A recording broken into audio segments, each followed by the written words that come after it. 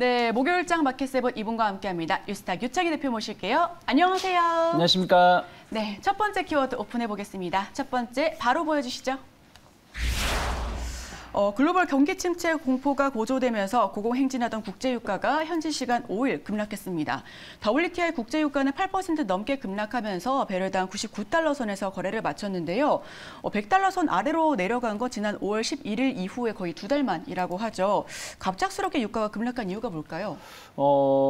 유가가 솔직히 급락한 이유는 다들 모르고 있어요. 네, 다들 모르고 있죠. 네, 왜냐하면 뉴스에서도 특별히 어떤 이슈가 있어서 하락했다라는 거 나오지 않고 있으니까요. 어저께도 유가가 많이 하락했어요. 어저께도 네. 물론 좀 약간 이제 아랫골이 달긴 했습니다만 장중에 한 4% 정도 95달러대까지 하락을 했었으니까요.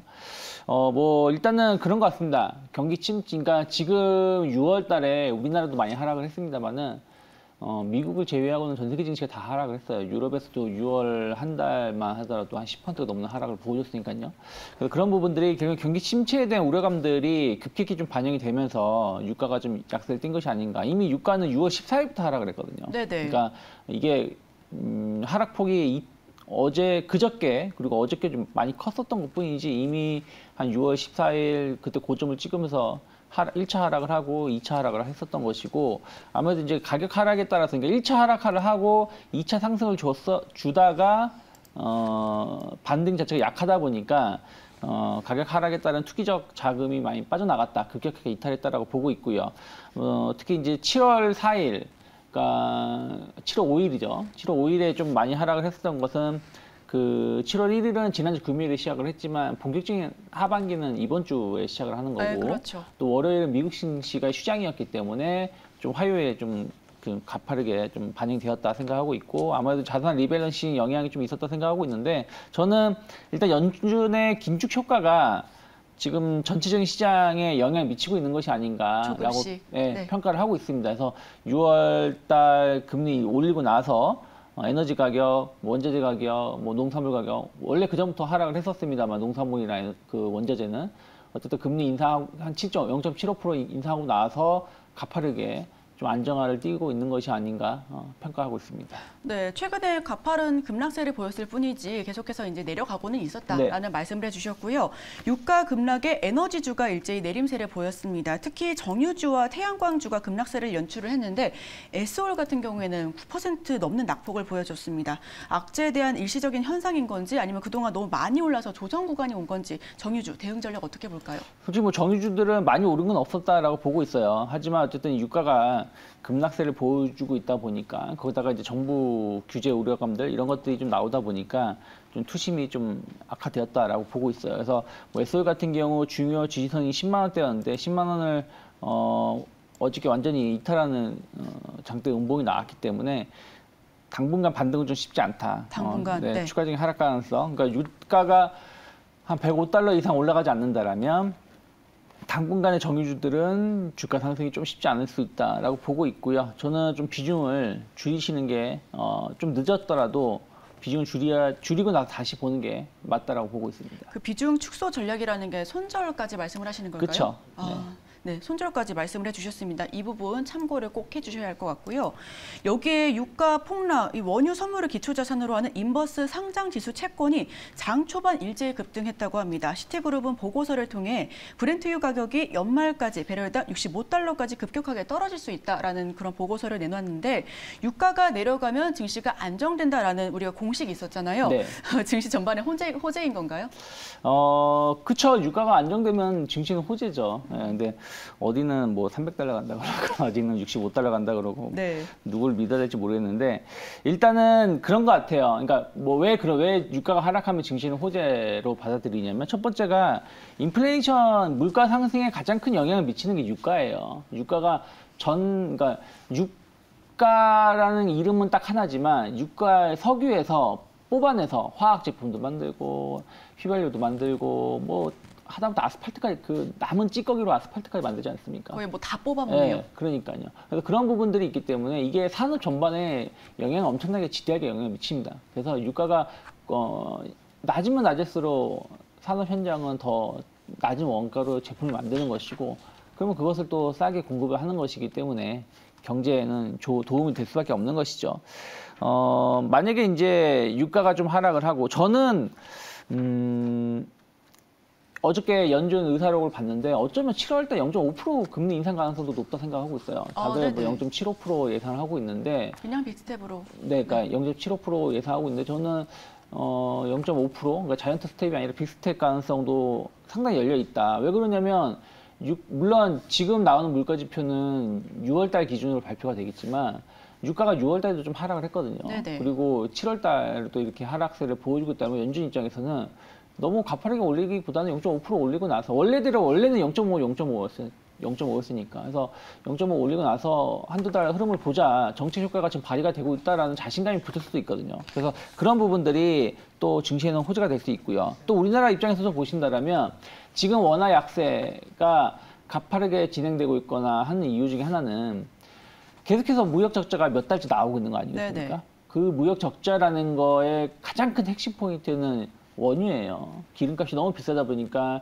이것을 수입하는데 적자가 과다하게 발생을 했다라는 것이죠. 뭐 수출은 잘 되고 있는데 그래서 그런 부분들이 지금 당장은 아니지만 뭐 9월, 뭐 10월로 갈수록 무역 적자가 완화될 수 있다, 혹은 다시 흑자로 전환될 수 있다는 기대감이 나온다면 또 원화 역시 강세를 띨 수 있다라고 보고 있습니다. 그렇다면 그런 부분들은 국내 증시에 긍정적인 역할을 할 수 있다는 것이죠. 그래서 전체적으로 봤을 때 유가 하락 자체가 더 진행이 된다면 정말 65달러까지는 뭐 바라지도 않고 네네. 한 80달러대에서만 움직여준다고 하더라도 충분히 시장은 뭐 다시 3,000포인트 간다는 말을 못해도 한 2,500~600포인트 이상은 갈 수 있다라고 보고 있습니다. 네, 지금 말씀해 주셨던 것처럼 현재 뭐 빅스텝이든 자이언트 스텝이든 금리 인상을 이야기를 하고 있잖아요. 네. 그런데 벌써부터 내년 초부터는 금리 인하를 할 수도 있다라는 그런 말이 나오고 있더라고요. 네. 이에 대해서는 어떻게 보실까요? 왜 그러냐면 저는 뭐 경기 침체는 올 거라고 보고 있는데 뭐 경기 침체가 올지 않을지 모르겠습니다만은 지금 연준이 금리를 올리게 된 계기는 물가 때문이에요. 물가가 지금 8%대에 보여주고 있다 보니까 금리를 올려서 이걸 진정시키겠다는 것인데 네네. 만약에 이제 전체적으로 공급망이 좀 안정화가 되고 공급망이 안정화되는 건 시간이 필요한 거거든요. 생산 라인이 이제 만들어지고 생산을 해야 되는 거니까 그것이 이제 연말까지 잘 만들어지고 또 뭐 러우 전쟁이 뭐 20년, 100년 가지 않을 거예요. 한 겨울 되면 마무리될 가능성도 없습니다. 그럼 전쟁도 끝나고 그리고 이제 물가 상승이 좀 이제 이런 원자재 가격 하락을 좀 더 해준다라면 상당히 물가 상승 압력은 떨어지겠죠. 그리고 이미 여러분들이 생각해야 되는 게 연준에서 바라보는 건 그거예요. 작년 이맘때부터 물가가 많이 올랐다라는 것이죠. 그러면 물가라는 거는 기고 효과를 누릴 수 있는 거예요. 그러니까 전년 대비 따지기도 하고 전월 대비 따지기도 하지만 어쨌든 전년 대비해서 오르는 폭이 확 줄어든다라면 앞으로 이런 부분이 조금 고착화된다라면 연준은 금리 인상을 좀 둔화시킬 수 있고 오히려 지금 물가가 만약에 말도 안 되는 소리지만 진짜로 연말 가서 물가가 2%대로 갔다. 그러면 굳이 3%대를 유지할 필요 없겠죠. 그렇죠. 경기가 침체가 오든 안 오든. 그러면 그런 것들이 이제 반영되면서 내년에 금리가 좀 인하될 수 있지 않겠냐 기대감이 있는데 그건 결국은 이제 물가에 답이 있다라고 보고 있습니다. 네, 대표님을 포함해서 많은 분들께서 하반기 경기 침체는 특히나 이제부터 이제 뭐 시작이다. 네. 계속해서 이제 더욱더 커져갈 것이다라는 이야기가 나오고 있는데요. 그래도 7월에는 반등의 타이밍이 반드시 올 것이다라는 이야기도 많이 들었습니다. 그렇다면 현재 유가가 진정되고 있고 물가가 잡히고 또 이제 뭐 자이언트 스텝이 아니고 빅 스텝이 진행된다라고 하면은 그 기술적 반등폭이 조금 더 커질 수가 있을까요? 하반기 국내 증시는 어떻게 보실까요? 저는 하반기에 대해서 상반기보단 좋을 거다. 상반기보다는. 네, 다만 이제 굴곡은 있을 수 있다고 생각하고 있어요. 왜 그러냐면 저는 경기 침체 이슈의 주가 하락은 이미 반영됐다 보고 있어요. 많이. 네, 경기 침체로 종합주가지수가 2,000포인트 갈 수는 없어요. 제가 봤을 땐 그렇습니다. 네네. 그런데 우리가 예상하지 못하는 다른 악재, 그러니까 예를 들어서 뭐 일본의 엔저 문제라든지 유럽의 유럽 존의 약간 금리 인상으로 인해서 조금 불협화음, 유로존 붕괴 뭐 이런 얘기가 나온다라면 그것은 충격으로 나올 수 있기 때문에 그래서 그런 부분만 잘 피해 간다라면 그리고 뭐 말도 안 되는 소리지만 뭐 러시아가 핵전쟁을 한다 뭐 이런 말도 안 되는 것만 네. 피해 간다라면 저는 하반기에는 상반기보다는 나쁘지 않다. 근데 다만 그것이 쭉쭉쭉쭉 올라간다는 뜻이 아니라 안 빠지는 것도 상반기보다 좋은 거 아니겠습니까? 네. 그렇기 때문에 저점은 이미 어느 정도 나왔다라 보고 있기 때문에 좀 제한된 흐름 예상하고 있습니다. 네, 뭐 우상향이라기보다는 뭐 제한된 하락일 것이다라는 네. 말씀을 해주셨고요. 유가가 내려가니까 역시나 항공주가 기지개를 켰습니다. 대한항공을 필두로 저비용 항공사 역시 장 초반부터 강세를 보였는데요. 그중 티웨이 항공이 본사를 대구로 이전하면서 지역으로부터 큰 이점을 취할 것으로 기대가 되고 있고 또 국내 LCC 최초로 대형기를 투입해 몽골 신규 취향지까지 도전을 한다고 합니다. LCC 중에서는 좀 티웨이 투자에 대해서는 어떻게 보실까요? 저는 지금 항공사 투자는 아직은 좀 이르다라고 아직은요? 보고 있어요. 네, 왜 그러냐면 리오프닝에 대한 어떤 수혜감으로 항공주들을 많이 보고 있죠. 보고 있는데 지금 그전에도 한번 말씀드렸습니다만은 괌 티켓이 100만 원 정도 한다고 해요. 네. 제가 그 2000년도에 그러니까 19년도군요. 19년도에 갔을 때 30만 원 초반이었거든요. 근데 그 100만 원 주고 누구 갈까요? 그렇죠. 예, 그러니까 물론 가는 분들도 계시지만 30만 원대를 기억하는 사람들이 한 50만 원대면 가겠지만 100만 원대는 갈 사람이 많지가 않다는 거예요. 그러면 오히려 항공사들은 리오프닝이 와서 여행을 갈 수 있게 됐지만 항공비가 비싸다는 부분들이 단점으로 작용할 수도 있다라고 생각을 좀 하고 있고요. 거기다가 이제 누적 적자가 2년 동안의 누적 적자가 어마어마했습니다. 그럼 이것을 뭐 해결하기 위해서 유상증자도 하고 뭐도 하고 했습니다만은 재무구조가 여전히 좀 좋지 못한 상황이고 거기다 고유가라는 것이죠. 최근에 유가가 100달러 밑으로 내려온 것이 90달러도 고유가예요. 네. 고유가에 따른 약간 수익성 감소, 거기다가 그 원화 약세에 따른 달러 부채 증가, 또 달러 그 월 리스 상한 이런 것도 계속 증가하고 있는 부분들이 좀 있기 때문에 영업 정상화에는 좀 장기간 시간이 필요하다고 생각하고 있습니다. 아무리 많은 사람을 이동을 시킨다고 해도 뭐 수지 탄산이 안 맞으면 그렇죠. 안 맞으면 의미 없는 거 아니겠습니까? 그래서 그런 부분들 때문에 저는 아직은 뭐 중소형 LCC 항공사 투자는 좀 조심스럽다라고 보고 있습니다. 네, 유가가 올라서 티켓 값이 오르는 걸 수도 있는 것 같은데 얼마 전 친한 선배가 제주도 주말 티켓 값이 90만 원이라고 하더라고요. 그런가요?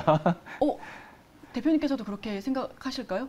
저는 그렇게 생각 안 했는데 네. 만약 90만 원이라고 하면 아무도 안 가겠죠. 뭔가 약간 근데 믿을 법 하셨죠? 네. 저도 90만 원까지 해? 라고 했는데 우리 PD님이랑 작가님 그걸 믿어? 하시더라고요. 아니라고 합니다. 찾아보니까 42,000원이더라고요.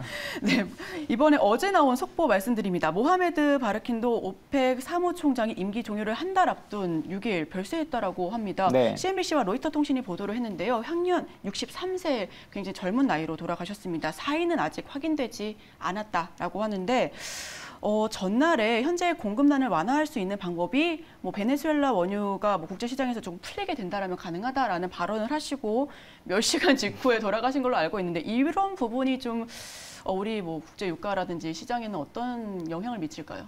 글쎄 뭐 영향을 미칠까요? 근데 참 뭐 어쨌든 한 단체 수장이 네. 좀 안 좋은 이제 결과를 안 좋은 뭐 나이가 있으셔서 돌아가신 걸 수도 있는 거고 증산을 이끌었던 분이라서 아무래도 건강 때문에 그런 걸 수도 있는 거고 근데 그게 만약에 문제가 됐었다라면 유가는 급등을 했었겠죠. 근데 오히려 유가가 급락을 했었던 것은 그런 거에 대해서 영향이 좀 없다라고 보고 뭐 저는 이걸 어떤 음모론이라든지 그게 접근하기에는 네. 조금은 그러지 않을까라고 생각을 하고 있는데 많은 사람들은 좀 이상하게 보는 사람분들도 계시더라고요. 근데 네. 방송에 말하기는 좀 그렇습니다. 네, 알겠습니다. 여기까지 들어보도록 하고요. 저희 바로 두 번째 키워드 오픈해 볼게요. 우리 시청자 여러분들께서 그리고 우리 대표님께서 네. 뭘 좋아하실지 몰라서 다 넣어봤습니다. 네. 물론 어제 나온 이슈들로만 구성을 했는데요. 하반기 우려도 가득하지만 지수 상승을 이끌 이슈와 관련 섹터 그리고 수혜주에 대한 관심은 여전히 뜨겁습니다. 어제 나온 헤드라인으로만 구성을 했는데 어떤 이슈가 또 가장 강한 모멘텀으로 우리 시장 하반기를 이끌어줄지 지금 화면으로 한번 살펴보도록 하죠. 우선 제가 어제 뽑아본 기사들입니다. 현대건설과 삼성엔지니어링이 세계 최대 에너지 기업 아람코와의 대형 프로젝트 파트너로 선정이 됐다라고 하죠. 이 부분에서도 크게 호재가 있을 수 있을 것 같고요. 또 두 번째는 LNG선을 쓸어 담은 K조선, 중국을 역전했다라고 합니다. 1년 만이라고 하는데 올 수주 목표가 74%가 달성했다고 하니 조선주도 한번 눈여겨보면 좋을 것 같고요. 방산주, 최근 항공우주 관련해서도 방산주 굉장히 좀 이름을 날렸었죠. 한국산 무기 경기 제작에 폴란드를 사로잡았다라는 헤드라인을 가지고 왔습니다. 네 번째는 5천억 원 수소 펀드를 출범하면서 내년 초부터 수소 투자를 본격화한다라는 소식에 수소 밸류체인이 다시금 활성화될 수 있다라는 그런 기대감까지 모아지고 있고, 마지막으로는 우크라이나 재건 사업에 참여한다라는 소식에 국토부가 이달 내에서 협의체 구성이 완료된다라고 말을 하고 있고요. 관련주와 수혜주가 중장기 모멘텀을 얻지 않을까라는 생각을 하고 있습니다. 여기서 이 5가지 중에 3가지를 탑으로 꼽아달라고 부탁을 드렸는데 이게 탑이 없습니다. 탑이 있죠. 왜? 네, 지금 있잖아요. K조선 하나 네. 있고 나머지를 다 버려주셨어요. 네. 왜 그러냐면 나머지가 그냥 지금, 그러니까 저는 그렇게 생각하고 있어요. 지금 이슈가 시장을 끌어올릴 만한 이슈가 지금 좀 약하다라고 보고 있는 게, 네네. 이런 것들이 만약에 정말로 좋은 호재였으면 어저께 시장이 안 좋았을 때도 좀 올라왔거나 선방을 좀 해주거나 아니면은 좀 방어를 해줘야 되는데 그러지 못했다라는 게 있고, 또 하나가 뭐 지금 처음 나온 뉴스들이 아니에요. 뭐 그렇죠, 현대건설, 사실은. 삼성 엔지니어링 같은 경우 이건 이미 작년부터 얘기가 나왔던 부분들이고, 저번에 방문했을 때도 관련자가 방문했을 때도 뭐 이런 부분들이 이미 얘기가 돌았었던 것들이고, 또 우크라이나 재건 얘기도 지금 처음 나온 얘기가 아니죠. 그래서 전체적으로 봤을 때 이게 새로운 뉴스거리라면 저는 상당히 이런 것들이 좀 시장에 올라갈 때 모멘텀은 작용할 수 있지만 그런 것은 좀 제한적이다라고 생각하고 있고, 또 지금은 뭐가 됐든 좋든 싫든 낙폭과대 종목이 처음에 올라갈 수밖에 없습니다. 네. 그럼 낙폭과대 종목이 올라올 때 이러한 이슈들이 묻히고, 그 다음에 이제 옥석 가리기 할 때 역시 또 마찬가지 이슈들이 묻힐 수 있다 보니까 저는 뭐 항상 뭐 고집스럽게 말씀드리지만 K조선, 조선주들은 최근에 다 빠졌어요. 올라온 게. 네, 맞습니다. 뭐 6월달 한 달 올라온 게 뭐 한 지난주 이번 주에서 다 빠지긴 했습니다만은 어쨌든 그럼에도 불구하고 저는 지금 기회다라고 보고 있습니다. 앞에서도 말씀하신 것처럼 LNG선 관련해서 수주를 우리나라 기업이 다 가져갔죠. 그러니까 다 가져간다는 뜻이 무슨 얘기냐면 더 이상 더 갖고 올 수 있었음에도 불구하고 못 가져왔다는 거예요. 네. 그런 부분들은 계속해서 이어질 수 있다 생각하고 있고, 에너지 가격이 내려가든 올라가든 뭐 이런 LNG선 교체 비용, 교체 수요라든지 혹은 관련해서 수요는 계속 나올 가능성이 높다 생각하고 있어요. 유럽이 러우 전쟁이 끝난다고 해서 바로 러시아 가스관을 통해 가지고 가스를 받아오기보다는 이제는 좀 비용이 비싸더라도 미국이라든지 다른 나라 쪽에서 일정 부분은 계속해서 확보해 놓으려고 하고 있는 부분들이 있을 수 있기 때문에 네네. 그런 부분들이 또 LNG선 수요를 계속해서 늘릴 수 있다라고 보고 있고요. 거기다가 뭐 우리나라 아까 제가 그전에도 말씀드렸습니다만은 원자재 가격이 하락한다는 얘기는 후판 가격도 같이 하락할 수밖에 없는 것이고, 네, 맞죠. 그럼 수익성은 하반기에 좋아질 수밖에 없다라는 겁니다. 그런 부분들에서 보신다라면 뭐 현대중공업, 뭐 한국카본 같은 것들 계속해서 주목해 보실 필요 있다. 오히려 이렇게 조정이 나왔을 때는 오늘 당장 매수하라는 말씀 못 드리지만 어느 정도 지지선이 확보가 된다라면 다시 분할 매수 재접근 할 수 있다라고 보고 있습니다. 네, 지금 조선주 방금 나온 우리 스탁을 보면은 계속해서 이제 빠져나가고 있는 것 같습니다. 파란불을 어제도 좀 크게 하방을 받은 것 같은데, 현대중공업과 한국카본 말씀해 주셨는데 바로 들어가기보단 지지를 확인해야 된다라는 거, 아직도 지금 더 저점이 남아 있다라는 뜻일까요? 시장의 저점을 아직 말씀 못 드린다는 거예요. 그렇죠. 그러니까 지금 이제 이번 주 하락의 특징을 보면은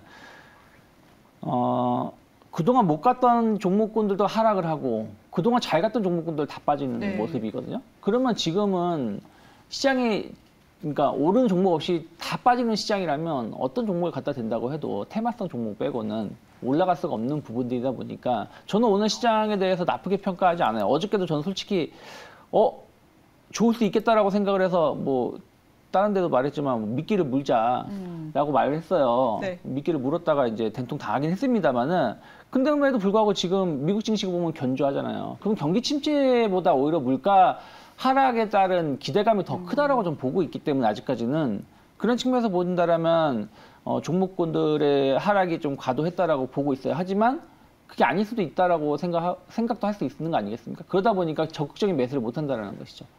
그래서 뭐 지수는 확인하고 매수하자라고 말씀드리는 것이지 단순하게 이들 종목이 안 좋아서 더 빠진다라고 말씀드리는 건 아닙니다. 네, 알겠습니다. 자, 두 번째는 경기 방어주로 데이터 관련해서 통신주를 꼽아주신 것 같습니다. 경기에 영향을 덜 받는 죄악주라는 게 어떤 뜻일까요? 예를 들어서 뭐 담배, 네. 술 네. 이런 걸 이제 전통적으로 제약주로 평가를 하죠. 그래요? 그리고 카지노. 이런 부분들도. 근데 그러니까 시장에서 봤을 때 야 그거 왜 해? 하는 것들 있잖아요. 네. 딱 들어보는 순간 많이들 좋아하시는 부분인 것 네, 같아서. 뭐 그리고 뭐 게임 같은 경우도 뭐 제약주 예전에는 그렇게 좀 분류가 되긴 했었죠. 그래서 그런 산업은 불황이 없어요. 오히려 경기가 안 좋다 그러면 오히려 더 술 소비가 많아지고 힘들 때 더 하게 되죠. 담배 소비가 더 많아진다고 하지 않습니까? 그래서 그런 부분들 때문에 이런 산업에 대한 어떤 관심도는 좀 더 나올 수 있다라고 보고 있고, 저는 그렇다면 최근에 보면은 카지노 관련된 종목군들 좋게 보고 있습니다, 항상. 그래서 카지노. 뭐 강원랜드라든지 이런 기업들 주목하시면 좋을 것 같고, 또 이제 전통적 경기 방어주는 통신주들이죠. 네. 안정적인 실적 나오고 있고. 근데 요즘에 좀 이제 주목하는 게 이제 데이터 센터에 대한 서비스거든요. 데이터 센터가 뭐냐면 어쨌든 뭐 네이버나 카카오 같은 경우는 대량의 데이터를 활용을 해야 되다 보니까 자체 서버를 만들어 놓고 나서 서비스를 공급을 하죠. 근데 요즘에는 뭐 AI라든지 뭐 이런 부분들 때문에 그런 그 데이터 소비가 많아지고 있는데, 일반 기업들이 이런 것을 대량으로 만들 수 없다는 거죠. 그래서 특정 단체가 만든 데이터 센터를 돈을 내고 활용을 하는데, 우리나라 통신사들이 한 16개 정도의 대규모 데이터 센터를 가지고 있고, 이걸 관련돼서 서비스가 나오고 있어요. B2B 형식으로 나오고 있기 때문에 안정적인 성장 이어갈 수 있다 생각하고 있습니다. 그래서 저는 뭐 KT 같은 기업들 주목할 필요가 있고, 그리고 이제 유가가 뭐 하락을 한다라면 원래 유틸리티가 경기 방어제 역할을 해줬었는데 네, 최근에는 그렇죠. 그게 못했어요. 원자재 가격 상승, 유가 상승 때문에. 근데 유가 하락한다라면 한국전력 같은 경우 충분히 저는 의외의 높은 상승 하반기에 기대해 볼 수 있다. 어찌되었든 안 좋은 상황에서 저점은 확인되었고, 근데 유가가 하락하면은 적자는 축소될 거고, 오히려 전기료 인상 이런 이슈들이 있었기 때문에 그런 관점에서 본다라면 상승 충분히 나올 수 있다고 보고 있습니다. 네, 좋습니다. 저희 탑3 중에 마지막은 원자재 하락과 이제 반사 이익 업종에 대해서 이렇게 적어주셨는데요. 롯데케미칼과 LG화학 말씀해 주셨습니다. 네. 간단히만 들어볼게요. 네, 왜냐하면 롯데케미칼 같은 경우는 그러니까 화학주들, 그러니까 화학, 철강, 뭐 이런 그 기업들은 정유주들, 에너지 스프레드 차로 그 수익을 내는 거예요. 네. 내가 사온 가격, 판매하는 가격 그 차이로 그 수익을 얻는 건데, 화학주들은 그것이 안 좋았죠. 유가가 고유가다 보니까. 근데 이제 유가가 하락을 한다면 아무래도 그 스프레드 차이가 좀 좋아지겠죠. 그러면 이제 수익성이 좋아질 수 있는 부분들이 좀 있어서, 지금 당장 뭐 확인된다고 말씀 못 드리지만 유가가 점진적으로 하락을 한다? 그러면 화학주들은 의외로 하반기 턴어라운드에 대한 어떤 기대감 나올 수 있어요. 어저께 실패했죠. 롯데케미칼이 아침에 반짝 4%인가 5% 올랐다가 쭉 다시, 빠지긴 했습니다만은 그것이 이제 반영하는 거예요. 유가 하락에 대해서 장 초반에. 그래서 그런 부분들 본다라면 롯데케미칼, LG화학 뭐 앞으로 좀 좋아질 수 있는 여지가 있을 수 있다라고 보고 있습니다. 네, 좋습니다. 오늘은 유가와 관련해서 전반적인 이야기를 다 나눠본 것 같습니다. 목요일장 우리 마켓세븐 뉴스타 유창희 대표와 함께했습니다. 오늘 말씀 고맙습니다. 고맙습니다.